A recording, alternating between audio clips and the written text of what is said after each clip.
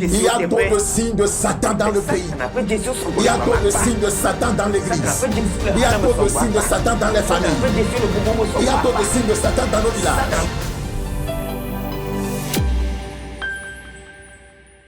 Psaume chapitre 114, verset 9. Nous ne voyons plus nos signes. Il n'y a plus de prophètes. Vous me direz, mais il y a des prophètes au Togo. Quel genre de prophètes?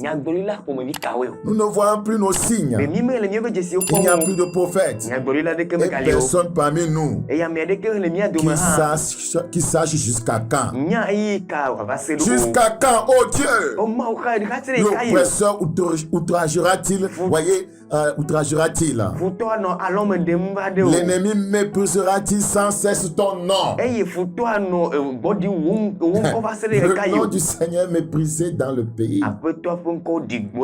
Le nom du Seigneur est méprisé dans ta vie parce qu'on ne voit pas la manifestation de sa puissance dans ta vie.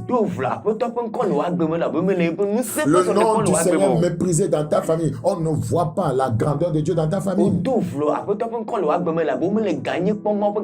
nom du Seigneur est méprisé dans ta vie. On ne voit pas, voyez, le réveil spirituel dans ta vie. On ne voit pas la vie de pureté, de sainteté. On ne voit pas le feu dans ta vie.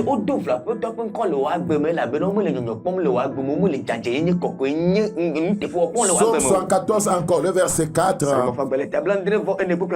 Tes adversaires ont rugi au milieu de ton temple. Les adversaires, les démons rugissent dans plusieurs assemblées chrétiennes. Rugissent dans plusieurs familles. Rugissent même dans nos contrées. Rugissent dans nos quartiers. Rugissent dans notre pays. Des adversaires. Il s'agit des adversaires spirituels qui ne sont pas encore subjugués, qui ne sont pas encore vaincus et soumis à l'autorité de Jésus. Tes adversaires ont rugi au milieu de ton temple. Ils ont établi pour signe leur signe. Il y a trop de signes de Satan dans le pays. Il y a trop de signes de Satan dans l'église. Il y a trop de signes de Satan dans les familles. Il y a trop de signes de Satan dans nos villages. La sorcellerie, ce sont ces signes. Une vie de licence dans le péché, ce sont ces signes. La mondanité, ce sont ces signes. L'idolâtrie, ce sont ces signes. Nous ne voyons plus les signes de Dieu. Nous ne voyons plus nos signes. Qu'est-ce que c'est que le réveil? Le réveil est une saison d'éveil d'un état de sommeil. Écoute encore. Le réveil est une saison d'éveil d'un état de sommeil ou de somnolence spirituelle.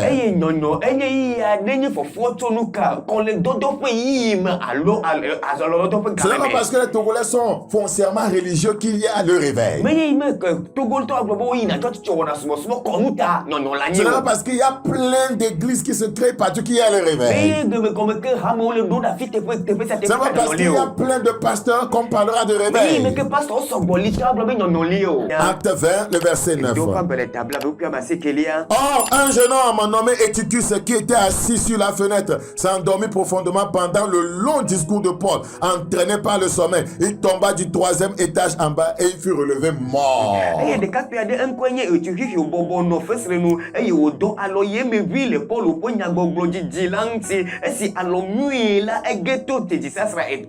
Eutychus représente l'église d'aujourd'hui.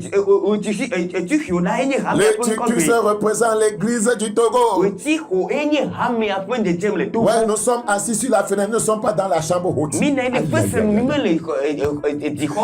n'est pas encore dans la chambre haute, elle est assise sur la fenêtre. Elle s'est endormie profondément. Le péché l'a endormi. La mondanité l'a endormi. L'égoïsme l'a endormi.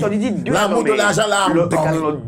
Endormi profondément. Pendant le long discours de Paul, pendant que Dieu est en train de parler, l'église dort. Entraîné par le sommeil. Lorsque le sommeil entraîne tout un peuple. Lorsque le sommeil entraîne toute une église.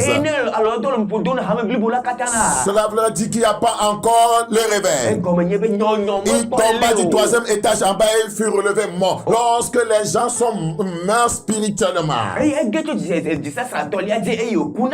Lorsqu'il y a la mort spirituelle. Cela veut dire qu'il n'y a pas le réveil. Il y a un besoin crucial de réveil. Mais Paul, étant descendu, se pencha sur lui et le prit dans ses bras en disant, ne vous troublez pas, car son âme est en lui. Quand il fut remonté, son âme est en lui. Paul a réveillé ce jeune homme. Dieu, lorsque Dieu réveille son église, lorsque Dieu réveille un peuple, on parle de réveil. Lorsqu'un peuple est éveillé et prend conscience, voyez, que sa destinée est liée à Dieu. Voyez, on parle de réveil.